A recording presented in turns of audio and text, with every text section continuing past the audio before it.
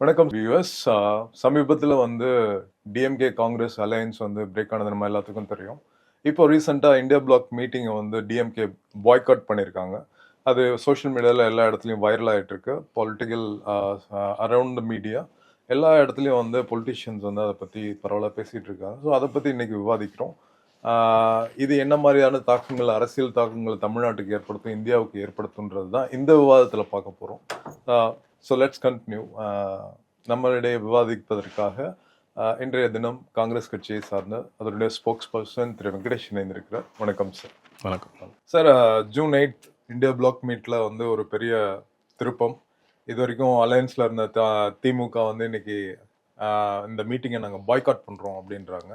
எதனால இந்த நிலைப்பாடை திமுக எடுக்கிறதா நினைக்கிறீங்க? அதாவது திமுக சமீபத்தில் இந்த தமிழ்நாடு தேர்தல் முடிவுகள் வந்துச்சு. முடிவு வந்ததுக்கப்புறம் அவங்களுக்கு தேவையான அளவுக்கு அந்த திமுக கூட்டணிக்கு சீட்டு கிடைக்கல. அதனால காங்கிரஸ் 108 சீட்டு வாங்கின தாவேகாவுக்கு சப்போர்ட் பண்ணி அவங்க ஆட்சி அமைக்கிறதுக்கான முயற்சிக்கு ஹெல்ப் பண்ணும். இது ஏன் ஹெல்ப் பண்ணும் அப்படின்னு கேட்டிங்கன்னா, என்ன தான் நம்ம முயற்சி பண்ணாலும் 75 சீட்டை வச்சுட்டு திமுக கூட்டணி ஆட்சி அமைக்க முடியாது. அப்போ ஆல்டர்னேட்டிவ் என்ன அப்படின்னு பார்த்தீங்கன்னா, அதிகபட்சம் ஓட்டு போட்டிருக்கிறது மக்கள் தாவேகாக்கு. அதனால மக்களோட சென்டிமெண்ட், மக்களோட உணர்வுகளை புரிஞ்சுக்கிட்டு காங்கிரஸ் அவங்களுக்கு சப்போர்ட் பண்ணாங்க. ஏன் அப்படின்னு கேட்டிங்கன்னா, பாஜக மாதிரி கட்சிகள் பாஜக அவங்க கூட்டணி கட்சியை பயன்படுத்தி மற்ற குதிரை பேரம் பண்ணி ஒரு ஆட்சி அமைக்கக்கூடாது, அதை முதல்ல தவிர்க்கணும் அப்படின்னு சொல்லிட்டு தான் நம்ம இதை பண்ணோம். அவங்க அதை எப்படி பார்க்குறாங்க அப்படின்னா, காங்கிரஸ் கூடவே இருந்துட்டு அவங்களுக்கு துரோகம் பண்ணிட்டாங்க, முதுகுல குத்திட்டாங்க அப்படின்னு நினைக்கிறாங்க. இது அது அது அது இல்லை. அது பிரச்சனை என்னன்னா, உளவியல் ரீதியாக அவங்க இப்போ திராவிட கழகங்கள் மாறி மாறி 60 வருஷம் ஆட்சி பண்ணியிருக்காங்க. அது ஒரு ஒரு கட்சி 2 வருஷமே ஆன கட்சி ஆரம்பிச்சு அந்த கட்சி திடீர்னு 108 சீட்டு வாங்கி ஆட்சி அமைக்கிறாங்கன்றது அது ஒரு 2 திராவிட கழகங்களால் அதை ஏற்றுக்க முடியாது. அது இயல்பு. இப்போ நீங்களே நானே ஒரு இடத்துல இருக்கோம், ஒரு 60 வருஷமா ஒரு தொடர்ந்து ஒரு கோட்டை மாதிரி நம்ம அதை ஆண்டுட்டு இருக்கும்போது திடீர்னு அந்த கோட்டை பறிப்பு வச்சுன்னா நம்மளால ஏற்றுக்க முடியாது. இது என்ன சொல்றதுன்னா, ஒரு ஹேஸ்ட்னு சொல்லுவோம் இங்கிலீஷ்ல, அந்த தற்காலிக ஒரு அதிர்ச்சி. அப்போ அந்த ஆத்திரத்தில் நம்ம ஒரு முடிவு எடுக்கிறது தவறா நடக்கும். அது இங்கே அதுதான் நடக்குது. இங்கே என்ன அப்படின்னா, ஒரு பொலிட்டிக்கல் மெச்சூரிட்டி காட்ட வேண்டியது இருக்கு. இப்போ காங்கிரஸ் அங்கே போயிட்டு அவங்களுக்கு சப்போர்ட் பண்ணாங்கன்னா, அது ஒரு மினிஸ்ட்ரி கொடுப்பாங்க, அதை கொடுப்பாங்கன்னு இல்லை. இங்கே விஷயம் என்னன்னா, மக்களோட உணர்வுகளை மதிச்சு மக்கள் ஜனநாயகத்துக்கு நம்ம துணை போகணுன்றதுக்காக நம்ம அங்கே போகிறோம். அப்போ நம்ம சித்தாந்தத்தை மாற்றிக்கிட்டோம், கொள்கைகளை மாற்றிக்கிட்டோம் அப்படின்னு சொன்னால் அது மாதிரி ஒன்றுமே இல்லை. இவங்களும் செக்யூலர் ஐடியாலஜி, அவங்களும் செக்யூலர் ஐடியாலஜி, நாங்களும் மதச்சார்பின்மை கொள்கையை கொண்டவங்க தான். அப்போ இதில் ஒன்றும் கொள்கையை மீறி நம்ம எங்கேயும் போகலை. ஒரு கட்சியிலேருந்து இன்னொரு கட்சிக்கு தான் நம்ம சப்போர்ட் தெரிவிக்கிறோம். ஏன்னா மக்களோட உணர்வை நம்ம மதிக்கிறோம். அப்போ இவங்க என்ன சொல்கிறாங்கன்னா, 8ஆம் தேதி நம்ம இந்தியா பிளாக்கோட கூட்டணி கான்ஸ்டிடியூஷன் கிளப் டெல்லியில் மீட்டிங் எதிர்கட்சிகளுக்கான மீட்டிங் கூட்டியிருக்காங்க. ஏன்னா மான்சூன் சீசன் செஷன் ஸ்டார்ட் ஆகுது பார்லிமெண்ட். அப்போ நம்ம எந்தெந்த இஷ்யூஸில் ஒர்க் பண்ண போகிறோம், எப்படி ஒன்றா நின்று இது குரல் கொடுக்க போகிறோம் மக்களுக்காக அப்படின்ற அந்த ஒரு டிஸ்கஷனுக்காக தான் ஒரு திட்டத்தை ஈட்டுறதுக்காக தான் இந்த மீட்டிங்கை கூப்பிட்றாங்க. இப்போ டிஎம்கே அதை புறக்கணிக்கிறாங்க, பாய்காட் பண்ணுறாங்க, இல்லை நாங்கள் அட்டென்ட் பண்ண மாட்டோம் அப்படின்றாங்க. ஸோ நான் என்ன சொல்லுவேன்னா, ஸ்டேட் டைனமிக் வேறு, நேஷனல் கோலிஷன் வேறு. அதாவது மாநிலங்கள் அளவில் ஒரு ஒரு அரசியல் இது பார்த்தீங்கன்னா பொலிட்டிக்கல் அலைன்மெண்ட்ஸ் மாறும். அது மாதிரி நேஷனல் லெவலில் மாறும். நேஷனல் லெவலில் ஒரு ரூலிங் பார்ட்டியான பிஜேபிக்கு எதிராக எதிர்கட்சிகள் எல்லாம் சேர்ந்து நின்று குரல் கொடுக்க வேண்டியது நம்மளோட டெமோக்ராட்டிக் டியூட்டி. எல்லாம் நம்ம சேர்ந்து பண்ணுறோம். இப்போ நீங்கள் இதே பாருங்க, எல்லா ஸ்டேட்லேயும் சென்ட்ரல்லையும் அலையன்ஸு, ஸ்டேட்லேயும் அதே பார்ட்டிஸ் அலையன்ஸ் இருப்பாங்க. அது இல்லவே இல்லை. நீங்கள் கேரளாவே ஒரு எக்ஸாம்பிள் எடுத்துக்கோங்க. சிபிஎம் எல்டிஎஃப், நாங்கள் யூடிஎஃப் எங்கள் இதில் கேரளாவில். அப்போது நாங்கள் காங்கிரஸும் சிபிஎம்மும் பார்த்தீங்கன்னா நேர் எதிராக உட்காந்துட்டு நாங்கள் அங்கே பாலிடிக்ஸ் பண்ணுறோம். பட் நேஷன் வரும்போது நாங்கள் 2 பேருமே எதிர்கட்சியாக தான் இந்தியா பிளாக்ல ஒர்க் பண்ணுறோம். ஃபார் எக்ஸாம்பிள் நீங்கள் திரிணாமுல் காங்கிரஸ் எடுத்துக்கோங்க. பெங்காலில் திரிணாமுல் காங்கிரஸ் பார்த்தீங்கன்னா தனிச்சு போட்டுட்டாங்க, நாங்களும் ஸ்டேட்டில் தனிச்சு போட்டுட்டோம் இந்த வாட்டி. ஆனால் அங்கே பார்த்தீங்கன்னா இந்தியா பிளாக்ல நாங்கள் சேர்ந்து தான் ஒர்க் பண்ணுறோம். ஏன்னா எங்களுக்கு காமனான ஆப்போசிட் பார்ட்டி அப்படின்னு சொன்னீங்கன்னா பிஜேபி. நீங்கள் பஞ்சாப் எடுத்துக்கோங்க, டெல்லி எடுத்துக்கோங்க, ஆம் ஆத்மி பார்ட்டி கூட பார்த்தீங்கன்னா எங்களுக்கு ஆப்போசிட்டாக தான் இருக்காங்க. பட் இங்கே ப்ராப்ளம் என்னன்னா, பாதிக்கப்பட்டது மக்கள் பாதிக்கப்பட்டிருக்காங்க, கட்சி பாதிக்கப்பட்டிருக்குன்னு சொன்னால் எல்லாம் சேர்ந்து தான் அது மக்களுக்காக நம்ம நிற்கணும். இப்போ இங்கே திமுக என்னன்னா ஒரு பொலிட்டிக்கல் மெச்சூரிட்டியை இங்கே வெளிப்படுத்த வேண்டிய நீட் இருக்கு. ஸ்டேட்ல துரோகம் பண்ணோம் அந்த அதிர்ச்சி விட்டு வெளியே வரணும். இப்போ நீங்களே தானே சொன்னீங்க, திமுகவில் தலைவர் ஸ்டாலினே என்ன சொன்னார், நாங்கள் தான் சிபிஎம், சிபிஐ, விசிகா நீங்கள் போயிட்டு தாவேக்காக ஆதரவு கொடுத்து அவங்கள ஜெயிக்க வைங்க, அவங்களுக்கு ஆட்சி அமைக்கிறதுக்கு உதவுங்க அப்படின்னு சொன்னதா சொன்னார். அதுக்கப்புறம் பார்த்தீங்கன்னா உதயநிதி வந்து அவர் வந்து பார்த்தீங்கன்னா சட்டமன்றத்துக்குள்ளே வந்து வெளிநடப்பு செஞ்சார். அந்த வாக்கு மோஷன் கான்ஃபிடன்ஸ் மோஷன் அன்னைக்கு வச்ச அன்னைக்கு. அப்போ நீங்கள் வந்து அந்த தாவேக்காக்கு எதிராக இருக்கீங்க, இந்த நிலைப்பாடுக்கு எதிராக இருக்கீங்க அப்படின்னு சொன்னால் நீங்கள் ஏன் வந்து உங்களோட லெஃப்ட் பார்ட்டிஸ் வந்து நீங்களே போயிட்டு ஆதரவு தெரியுங்கன்னு சொல்லுவீங்க? இல்லை நீங்கள் வந்து சட்டமன்றத்தில் கான்ஃபிடன்ஸ் மோஷனில் வந்து நம்பிக்கை தீர்மானத்தில் வந்து நீங்கள் ஏன் வந்து வெளிநடப்பு செய்கிறீங்க? அப்போ என்ன ஸ்டாண்டர்ட்ஸ் எடுக்கிறீங்க? இது டபுள் ஸ்டாண்டர்டா? நீங்கள் வந்து ஒன்று தாவேக்காக எதிராக நிற்கிறோம் அப்படின்னா நீங்கள் சொல்லுங்கள், இல்லை நாங்கள் வந்து இவங்க போன எல்லா கட்சிகளும் நாங்கள் வந்து எதிர்க்கிறோம் அப்படின்னு சொல்லுங்க. இல்லையா நீங்க வந்து தாவேக்காக்கு எதிராக வந்து நீங்க வந்து நம்பிக்கை தீர்மானத்துல ஓட் போட்டிருக்கணும். நீங்க ரெண்டுமே செய்யல.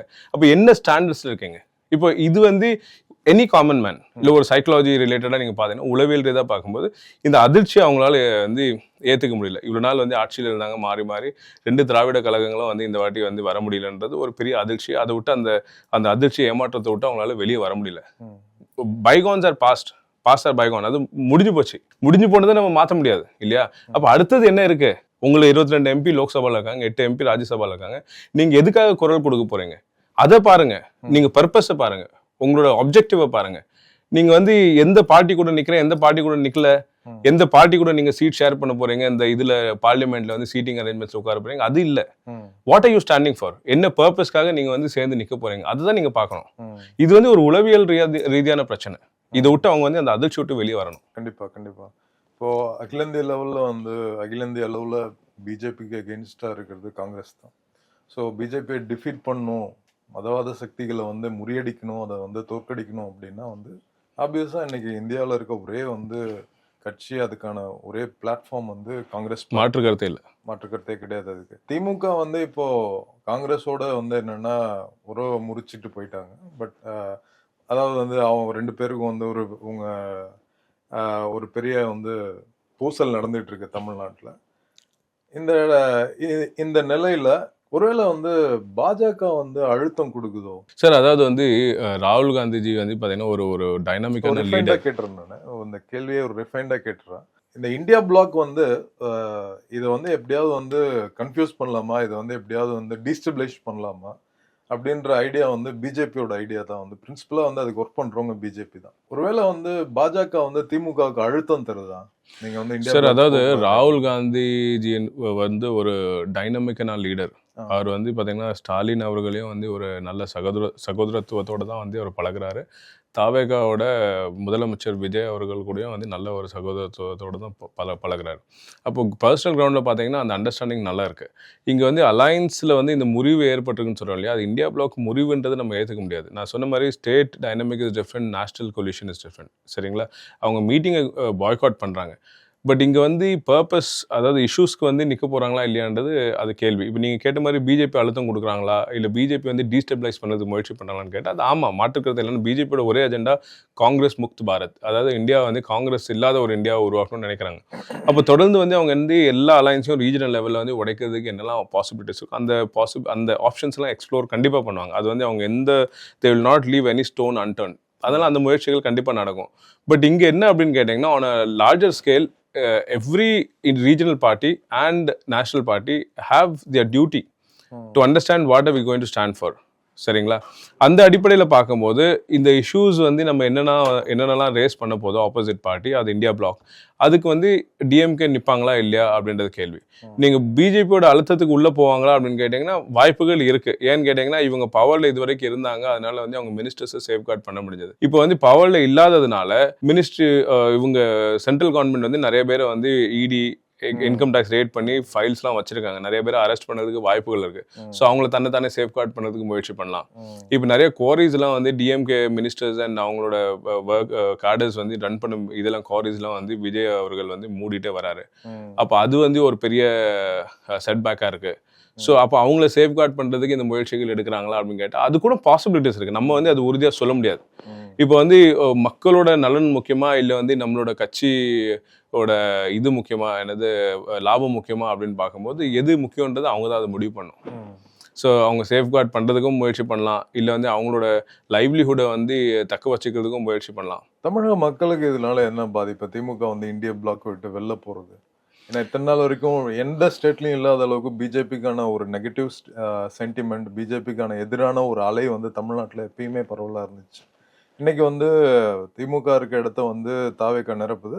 அஃப்கோர்ஸ் வந்து நீங்க சொன்ன மாதிரி காங்கிரஸ் வந்து திமுகவுக்கும் அழைப்பு விட்டுருக்கு.